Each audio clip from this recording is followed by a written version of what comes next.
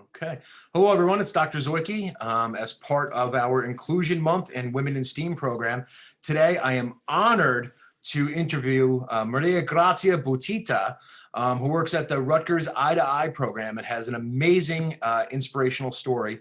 And I really hope that you're going to find an interesting career path here to follow as well.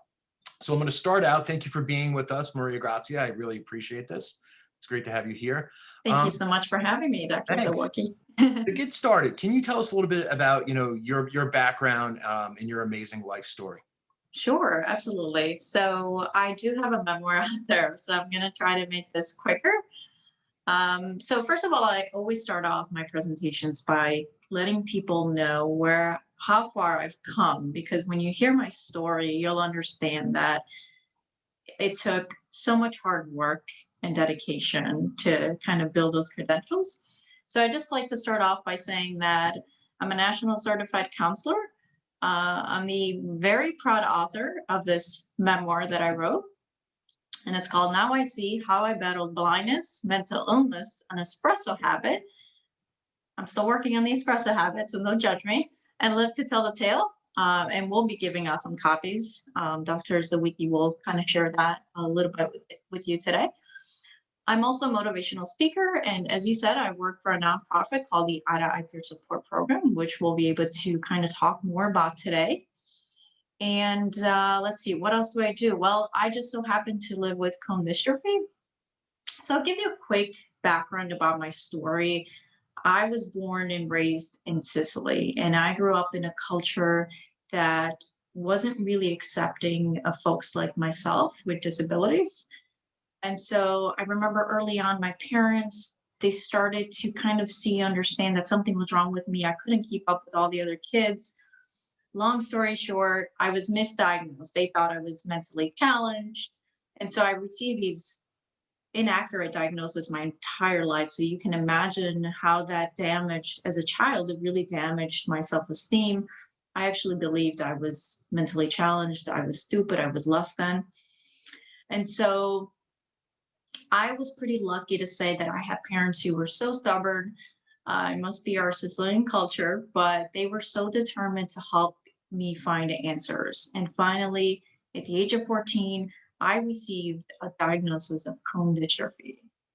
And so that was probably one of the hardest things for my parents to hear, and also for myself. At 14, I could think of a million things that I wasn't able to accomplish because of cone dystrophy. I was comparing myself with other teenagers, and I'm thinking, like, I'm never going to be able to drive. I can't go to school. I can't go to college. So I'm being put all these barriers. I'm thinking cone dystrophy is going to limit my life. But it turns out that at 21, I moved to New Jersey with my parents, got in contact with the Commission for the Blind, who helped me fairly soon understand that that list I had created of a million things I would never be able to accomplish in my life suddenly became a million things that I would be able to do. So at the beginning, when I tell you I'm a certified counselor and I'm an advocate, and I'm really proud because it's sort of that hard work and that journey. It took me to get where I am today. So yeah, and then I started kind of this journey began for me. I became a motivational speaker. I started writing. I got in contact with the commission, and so from there on, my life completely changed. And it was amazing. And I'm here because of that. So I have the tools to be successful. And so that's a quick version of my book. That's amazing. And I know a lot of our students are going to find inspiration in this. So let's talk about cone dystrophy. As we've discussed, my son suffers from, he not suffer, but he inspires me every day, but was diagnosed with the same condition you have about 2 years ago. And, when we went to CHOP, one of the doctors described it as the chances of having cone dystrophy are right up there with the chances of getting eaten by a great white shark. It's extremely rare. Many people don't know what it is. Yeah. Can you talk a little bit about what it is? Because it's at times, as it progresses, it's low vision, but then it becomes blindness, even though it's legally blindness. If you could Right. talk a little bit about what exactly cone dystrophy is and how that impacts your day-to-day functionality. Yeah, absolutely. So first of all, everyone keeps hearing me this when I do any presentation. The first thing I like to tell people is we often hear the word blindness and we automatically just think blindness equals people can't see anything. But I always like to explain blindness is an umbrella term, and underneath encompass all these different diagnoses and all these different spectrums. So again, you talked about your son having cone dystrophy, and his experience might be slightly different than mine. As you said, some folks with cone dystrophy end up going completely blind. Here I am in my 30s, and I've been pretty stable for about 10 years or so. But so again, just keep in mind that just because you meet someone who's blind doesn't mean they can't see anything at all. And that's something I think there's kind of a lot of stigma behind that, or just misunderstanding, a little bit of ignorance when it comes to, I guess, blindness. But so what is cone dystrophy? And again, this is my experience with cone dystrophy. And I'd love to hear if your son, who's 8, has maybe similar kind of symptoms. But so cone dystrophy affects the cone cells in my retina. And so if we go back to our biology classes, we know that we have cones and rods in our eyes. And the cones are the portion of the eye that help us see in bright condition, and the rods are the portion of the eye that help us see in dark conditions, right?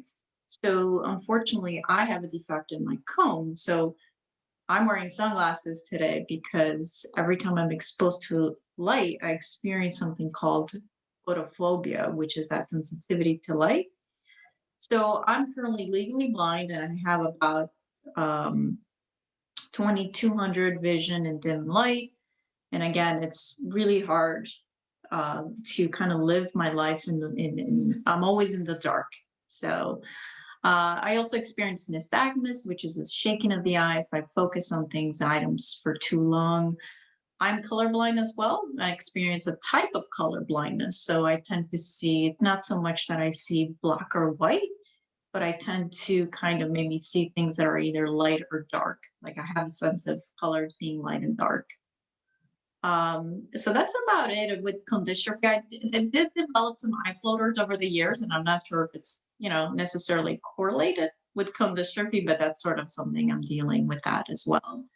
But again, everyone's experience could be slightly different with cone dystrophy. So, but that's sort of where I'm at with cone dystrophy, kind of like my experience.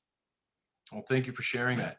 Tell us about your work with Eye to Eye in supporting folks who do have blindness diagnoses, and also supporting their families as well. I shared earlier about Yeah. the impact of my son's diagnosis on me, and Mm. so just talk about your how you support these families. Yeah. So, well, first of all, for a lot of people who don't know what this amazing organization is doing, Eye to Eye is a nonprofit. We are a free phone-based peer support program designed to assist individuals who are blind and visually impaired. But again, we understand that the minute somebody gets diagnosed with blindness, we know that this does not just affect the individual, but their parents, their loved ones, family members. So we highly encourage parents, family members to call in our helpline, because we'll be able to at least provide some support for the parents, for the loved ones. We'll be able to kind of assess, maybe provide some resources, and be able to better connect you, because we know that it's going to be those connections early on that you receive as a parent that's really going to help you as a parent to then be able to help your child or your loved one, really. And I think that mental support is real. I've read so much, and you talk about this, the depression and sometimes mental illness that accompanies a diagnosis of blindness, and as conditions get worse over times.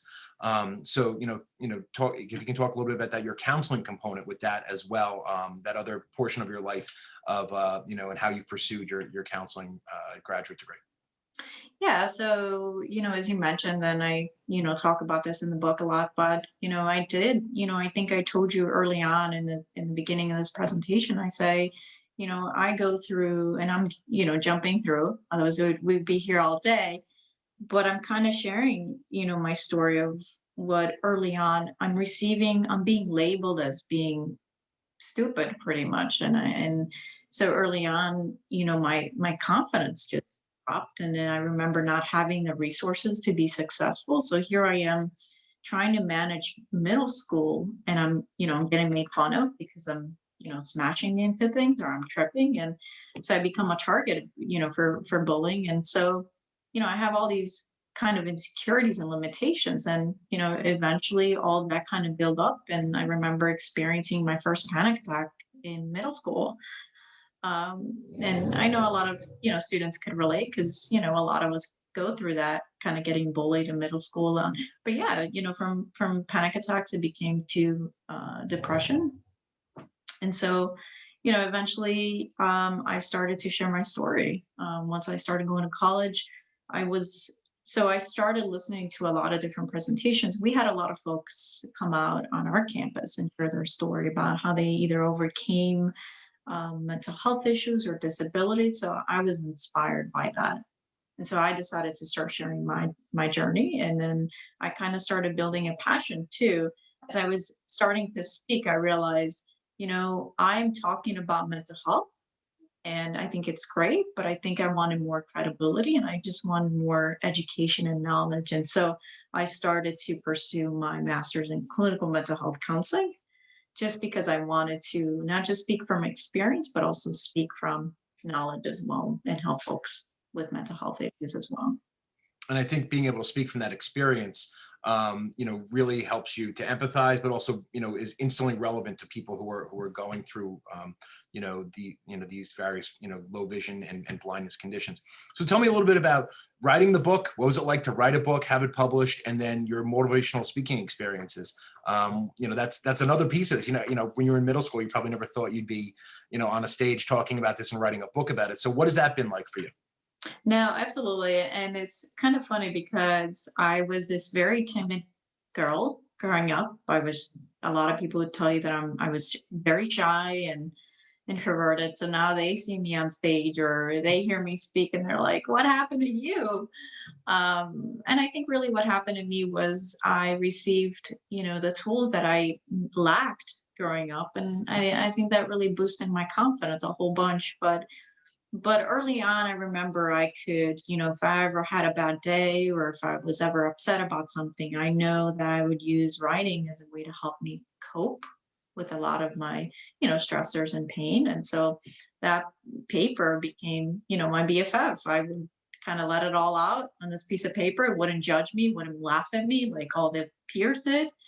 And so I think from there, I just knew that. And again, that inspiration of reading other people's memoir just motivated me to start writing. And I remember it was definitely a long journey. It took me about 5 years, and I think it was also very nerve wracking. Here I am putting my story out in a book. At the end of the day, I speak, to a couple of, two, 300 folks. They leave, but to kind of put that in writing, I think was a different experience for me. And I was really scared. And I thought, oh my God, now it's in writing.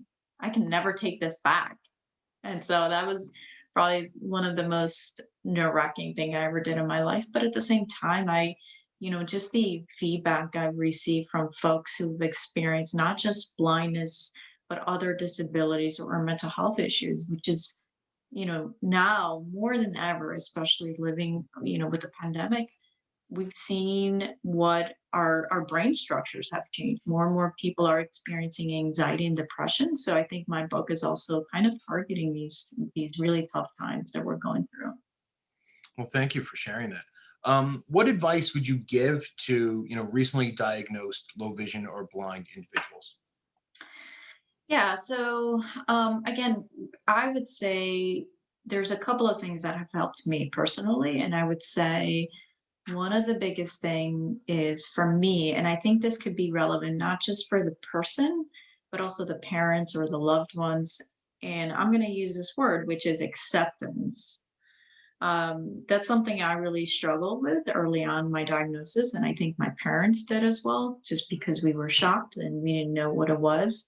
But I think accepting the diagnosis, accepting who you are, not being ashamed of who you are as a person. Like I mentioned this early on, I was comparing myself with, all right, they're going to drive. Here I am 14, and they're talking in the corner about boys. They're talking about, being able to drive one day. 2 more years, they would get their permits. And here I am in the corner thinking, I can't relate with them. I'm different. But early on, I understood that even though I would do things differently, it didn't mean that I couldn't live a normal life like everyone else. So I think accept who you are. You're a beautiful individual.